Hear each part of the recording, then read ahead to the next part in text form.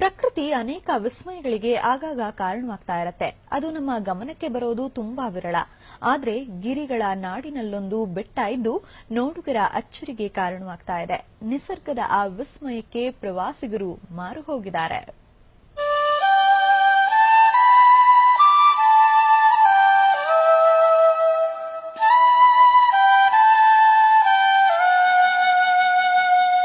ಗಿರಿಗಳ ನಾಡಲ್ಲಿ ವಿಸ್ಮಯ ಬೆಟ್ಟ. ಬೆಟ್ಟದ ಮೇಲೆ ವ್ಯಕ್ತಿಯೊಬ್ಬ ಮಲಗಿರುವ ದೃಶ್ಯ. ನಿಸರ್ಗ ಸೌಂದರ್ಯ ಹೆಚ್ಚಿಸುವ ಸೂರ್ಯಾಸ್ತಮ.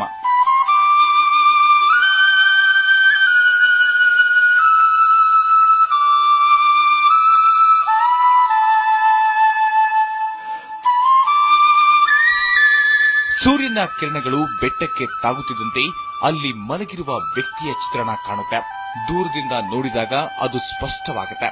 ಹೀಗೆ ಕಾಣುವ ಸೋಜಿಗ ಬೆಟ್ಟದ ಸೌಂದರ್ಯ ಸವಿಯಲು ಯಾದಗಿರಿ ಜಿಲ್ಲೆ ಶಹಾಪುರ ಪಟ್ಟಣಕ್ಕೆ ಆಗಮಿಸಲೇಬೇಕು. ಹೌದು, ಶಹಾಪುರ ಪಟ್ಟಣದ ಹೊರವಲಯದಲ್ಲಿರುವ ಬೆಟ್ಟ ನೋಡುಗರಲ್ಲಿ ವಿಸ್ಮಯ ಮೂಡಿಸಿದೆ. ಶಹಾಪುರದಿಂದ ಕಲಬುರಗಿ ಹೋಗುವ ರಸ್ತೆಯ ಎಡಭಾಗದಲ್ಲಿ ಈ ಅದ್ಭುತ ಬೆಟ್ಟವಿದೆ. ಇದನ್ನ ಬುದ್ಧ ಮಲಗಿದ ಬೆಟ್ಟವೆಂದೇ ಕರೆಯಲಾಗ್ತಿದೆ. ಹೀಗಾಗಿ ಈ ಬೆಟ್ಟವನ್ನ ಜಿಲ್ಲೆಯ 7ನೇ ಅದ್ಭುತ ಅಂತಲೇ ಬಿಂಬಿಸಲಾಗ್ತಿದೆ. ನಮ್ಮ ಹೈದರಾಬಾದ್ ಕರ್ನಾಟಕದಲ್ಲಿ ಬೌದ್ಧ ಧರ್ಮ ಪ್ರಾರಂಭದಲ್ಲಿನೂ ಪ್ರಚಲಿತವಾಗಿತ್ತು. ಆ ಕಾರಣಕ್ಕಾಗಿ ಆ ದೃಶ್ಯವನ್ನ ನೋಡಿದ ತಕ್ಷಣ ಆ ನೋಡುಗರಿಗೆ ಅದು ಬುದ್ಧ ಮಲಗಿರಬಹುದು ಅಂತ ಒಂದು ಭಾಸ ಮೂಡುವಂತದ್ದು. ಇನ್ನು ಅಭಿವೃದ್ಧಿ ಆಗಬೇಕು, ಹೆಚ್ಚಿನ ಸಂಖ್ಯೆಯಲ್ಲಿ ಜನರನ್ನ ಆಕರ್ಷಿಸುವಂತ ಒಂದು ಸ್ಥಳ ಇದಾಗಬೇಕು ಅಂತ ನಾನು ಕೇಳ್ಕೊತೀನಿ. ಹಸಿರಿನಿಂದ ತುಂಬಿಕೊಂಡಿರುವ ಬೆಟ್ಟದ ಮೇಲೆ ಕಾಣುವ ದೃಶ್ಯ ವ್ಯಕ್ತಿಯೊಬ್ಬನ ಹೋಲಿಕೆಯಾಗಿದೆ. ಮುಖ, ಮೂಗು, ಹೊಟ್ಟೆಯ ಭಾಗಗಳು ಸ್ಪಷ್ಟವಾಗಿ ಗೋಚರಿಸುತ್ತವೆ.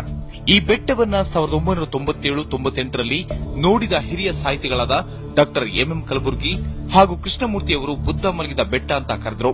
ಆದರೆ ಇದುವರೆಗೂ ಇಲ್ಲಿ ಯಾವುದೇ ಅಭಿವೃದ್ಧಿಯಾಗಿಲ್ಲ.